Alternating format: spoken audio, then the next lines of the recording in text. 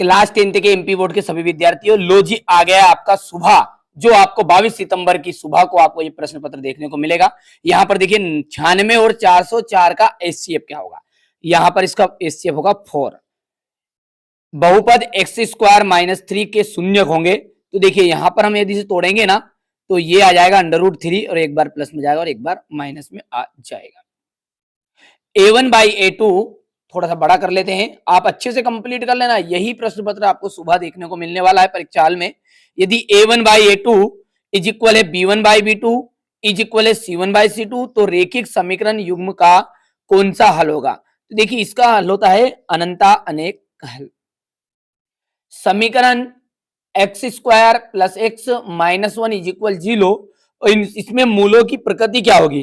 तो देखिए मूलों की प्रकृति चेक करने का एक फॉर्मूला होता है बी स्क्वायर माइनस 4ac। ठीक है, अब बी स्क्वायर क्या है, यहाँ पर एक्स है यानी कि 1 हो जाएगा, और -4 इंटू ए का मान भी 1 है, इंटू सी का मान है आपका -1। यहां पर आप इसका मान निकालोगे तो ये तो आ जाएगा आपका +1 और ये हो जाएगा आपका +4, यानी कि आंसर आ जाएगा 5।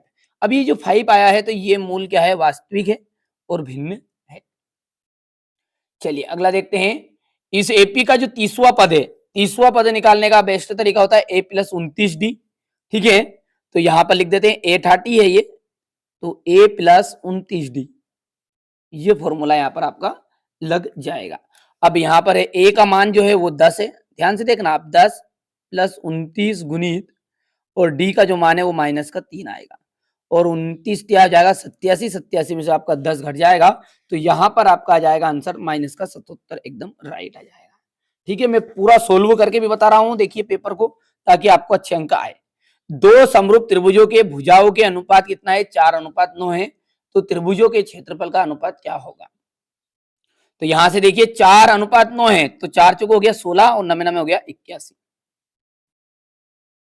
करनी दो जो है एक क्या है, अपरिमेय संख्या है। ठीक है, दो बहुपदों का जो गुणनफल है, दो बहुपदों का गुणनफल एक बहुपद ही होता है।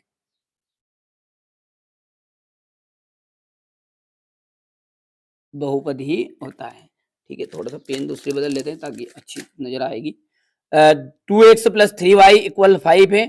यदि x का मान 1 है तो y का कितना होगा। तो देखिए यहाँ पर x का मान 1 रखा जैसे ही, तो 2 × 2 2 उधर गया, घट गया, 5 में से 2 3 बचा और 3 के बटे में 3 गया आंसर, तो आंसर निकल कर आपका 1 ही आएगा। चलिए, वर्ग समीकरण है x -1 और x + 1 = 0, इनके मूल क्या होंगे। देखिए माइनस वाला तो प्लस का हो जाएगा और प्लस वाला माइनस का हो जाएगा, तो यहाँ तो 1 हो जाएगा एवं -1।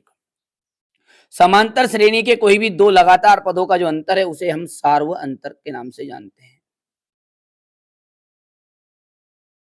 अब देखिए त्रिघात बहुपद जो है ना, वो यहाँ पर इस पे घात 3 आएगी, तो ये त्रिघात बहुपद आपका हो जाएगा। ये पहला यहाँ पर हो गया। रेखिक बहुपद किसे कहते हैं, जिसकी घात 1 हो, तो ये हो गया आपका दूसरा है। द्विघात समीकरण x² -1 = 0 के मूल, अब मूल का मतलब होगा, इनके मूल याद करोगे तो आपके आ जाएगा, एक बार तो प्लस में जाएगा एक और एक माइनस का एक आ जाएगा, वो अभी मैंने बता दिया ऊपर। चौथा जो है द्विघात समीकरण, इसके जो मूल याद करोगे तो इसका मान क्या आएगा, ये देखिए एक तो 0 आ जाएगा, एक प्लस का 3 आ जाएगा। त्रिभुज समरूप कब होते हैं, समबाहु त्रिभुज जो होते हैं समरूप होते हैं। अब अगला देखिए, यहाँ पर समांतर श्रेणी में n पदों का योग, n पदों का योग जो होता है ना, ये यहाँ पर गड़बड़ लिखा हुआ है, ये मिसप्रिंट है। ये यहाँ पर आपका ऐसा आएगा, ये 5वां में लिख देता हूँ, ये कौन सा छठा है ना, छठा, ऐसा आएगा SN = ठीक है n/2 ब्रैकेट में a प्लस, हाँ ब्रैकेट में 2a + n-1 और ये d। ठीक है, ये फॉर्मूला है आपका, याद रख लोगे। चलिए सत्य सत्य बताना है, तो पहला है आपका यहाँ पर देखिए 1/√2 एक परिमेय संख्या, तो भैया ये तो अपरिमेय है, इसलिए असत्य बात हो गई। शून्य बहुपद की घात अपरिभाषित होती है, बिल्कुल सत्य है। दो चरणों में एक रेखिक समीकरण के अनेक हल होते हैं। दो चरणों में एक रेखिक समीकरण के केवल एक ही हल, दो हल होते हैं जानते जानता। ठीक है, तो यहाँ पर आपको क्या करना है, असत्य है। ए एक्स प्लस बी इक्वल 0 का द्विघात समीकरण क्या बनेगा आपका, बन जाएगा ये ए, देखिए ये माइनस का हो जाएगा उधर जाके, और ये बी बटा ए, माइनस का बी बटा ए, सॉरी यहाँ पर क्या बोला उसने, ए एक द्विघात समीकरण है, तो द्विघात समीकरण नहीं है भैया, मैंने उसके मूल ज्ञात कर लिए थे। ठीक है, द्विघात समीकरण है क्या ये, नहीं है, क्योंकि घात इसकी एक है। तो ये बात भी आपकी क्या हो गई, असत्य हो गई। अब एक महत्वपूर्ण सूचना आपको देनी थी, जो बच्चा वार्षिक परीक्षा की अच्छे से तैयारी करना चाहता है, प्ले लिस्ट सेपरेट आपकी बना रखी है, व्हाट्सएप पर आप मैसेज कर दीजिएगा। बिल्कुल आप तो निश्चिंत रहिए, कोई भी सब्जेक्ट हो, चाहे मैथ्स हो, साइंस हो, सोशल साइंस हो, पेपर से मतलब नहीं है यार भैया, है ना। पेपर तो क्या है, समय समय के अनुसार अकॉर्डिंग बदलते रहना पड़ता है। ठीक है, इसलिए आप तो क्या पेपर के टाइम पे पेपर भी आपको प्रोवाइड करा देंगे, मोस्ट इंपोर्टेंट क्वेश्चनों की श्रृंखला भी दे देंगे, रियल पेपर आएगा तो उसको भी कन्वर्ट करके आपको बता भी देंगे, कोई दिक्कत नहीं। पर आप अच्छे से मेहनत करो, वार्षिक परीक्षा में रियल पेपर ढूंढने की आवश्यकता नहीं पड़ेगी। आप एक बार ठीक है चैनल के साथ जुड़ो और सिलेबस को पढ़ो, यहाँ से मतलब नहीं, आप एक बार मेहनत तो करो। मैं आपको 5 से 7 सेट ऐसे प्रोवाइड कराऊंगा आईएमपी क्वेश्चन हो गए, और यदि आप कहोगे ना तो मॉडल पेपर की तरह निकाल दूंगा। ठीक है, एमपी बोर्ड के जितने भी विद्यार्थी है ना, गए साल भी मैंने 4 तरह के पेपर निकाले थे ना इंत में भी। ठीक है, और जो बच्चा उस साल पढ़ा था पूछ लेना आप, 4 सेट में से फंसता है भैया, एक सेट में से थोड़ा कम फंसता है। कभी कभी क्या एमपी बोर्ड इसे थोड़ा लीक थोड़ी करने देता पेपर, इतने तो आप भी जानते हो यार, थोड़ी सी बात। ठीक है, तो ये 100% आएगा। ठीक है, सिलेबस का। चलिए, संख्या 156 के अभाज्य गुणनखंड लिखिए। तो 156 के यदि आप गुणनखंड करोगे ना, तो ये गुणनखंड निकल आएगा आपका 2 की घात 3, मैंने पहले से निकाल रखे हैं।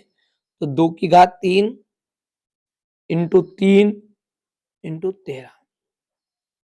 रेखिक बहुपद की घात कितनी होती है, रेखिक बहुपद की घात होती है 1। यदि 2 संतरों और 5 सेवों का मूल्य 70 रुपये है, तो इस स्थिति को रेखिक समीकरण के रूप में प्रदर्शित करिए। तो भैया देखिए, कितने सेव संतर है, 2 है, तो 2x लिख दो। 5 सेव है तो 5y लिख दो। इक्वल रुपये कितने छुड़ा ली तुमसे, 70, तो 70 लिख दो। द्विघात समीकरण का जो मानक रूप है, मानक रूप होता है इसका ax² plus bx plus c is equal 0। वर्ग समीकरण x² cx प्लस b के मूलों का योगफल कितना होगा। ठीक है, तो मूलों का जो योगफल होता है ना, वो होता है माइनस का b बटा c। ठीक है, तो मूलों का योगफल, तो ये योगफल होता है माइनस का b बटा c।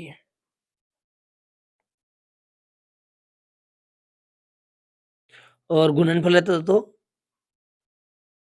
c बटा है। ठीक है, और आगे आ जाएगा आपका, यहाँ पर देखिए इसको उधर लेके जाएंगे ना, कुल मिला के बात ये 10वां पद ज्ञात करना। 10वां पद यानी कि a10, और a10 आप ज्ञात करोगे ना, तो यहाँ पर फॉर्मूला लगाना अपने को, a10 equal a plus 9d। ए का मान तो 2 है, प्लस 9 इंटू डी का मान कितना जाएगा, 5 जाएगा। 9 पंजे 45, 45 और 2 आपका आ जाएगा 47।